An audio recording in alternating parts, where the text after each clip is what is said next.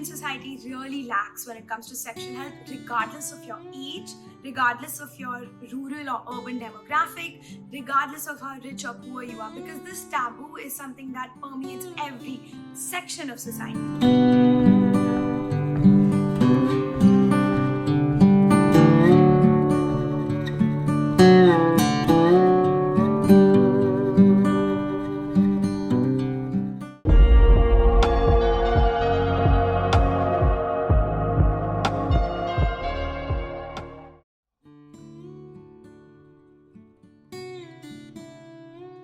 My journey as a sexual health educator began when I was studying in the US for college.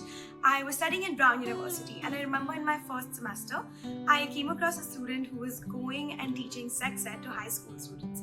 And I remember hearing this, and it blew my mind because I was 18. I'd just come from growing up in a very conservative high school where we talked about biology, but we didn't go into the details of sexuality as such. And so the thought of going and teaching other kids about this stuff blew my mind. In about a year in college, I realized that this was something I was also interested in doing, and I jumped off into the deep end and started to go and work very closely and began to teach sex ed to high school students, and that's where my journey began.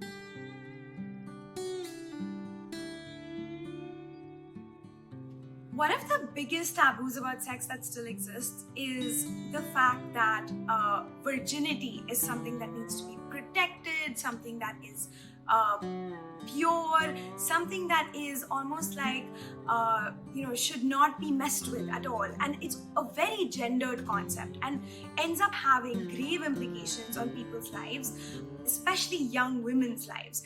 And so I think when we think about this taboo, we have to think about also how one thinks about sex in our cultural context in India. People are very uncomfortable talking about sex. People are also very uncomfortable acknowledging that women might want to have sex, that people might want to have sex for anything other than making babies or giving birth, right? And so I think when we bring in pleasure into that conversation, it becomes this whole taboo. There's a lot of religious baggage, cultural baggage, which comes with it. And so I think the big taboo is around both virginity as well as how we talk about sex and just openness about how sex is not something that is impure or should not be discussed openly.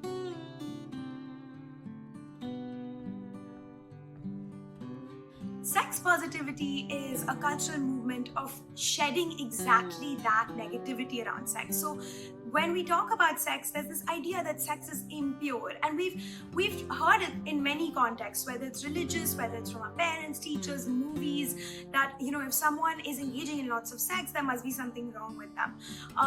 When in reality, sex positivity is a movement where we allow people to explore what sexuality means to them.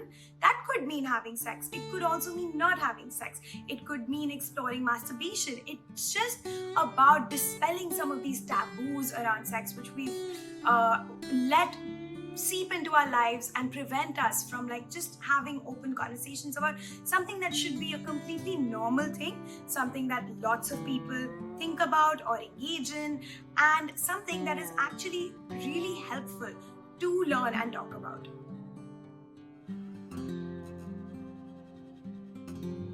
The funny part is that if anyone has criticism for my work, it's usually people who are so awkward about talking about sex that they are too afraid to even come and tell me that they disapprove. So if they're disapproving, they're doing it silently on their own. Of course, there will always be trolls on social media, but when it comes to people in my life, people around me, I think I've been really lucky to have really supportive family members who've been able to uplift me while I'm doing this work.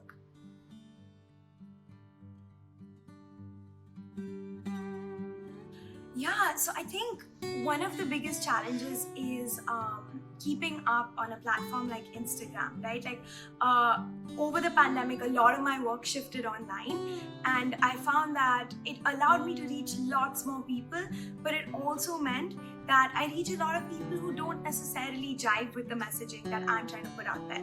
So that can often look like trolls, it can look like people in my DMs harassing me, it can look like people sending inappropriate photographs, it can also look like censorship, right? So Instagram itself as a platform is a very difficult platform to function on. So on one hand, the platform itself tends to censor sex education. For whatever reason, it flags it as content that's inappropriate, when in reality it's not really, even according to their own community guidelines. And the other thing is also, it's a very draining platform. It's a platform that's very superficial. It's one where, people are more concerned about how pretty a video looks than what the content of it is. And I think all of that can take a huge toll on one's mental health. And I think that's been a big challenge to keep showing up and consistently show up for the cause.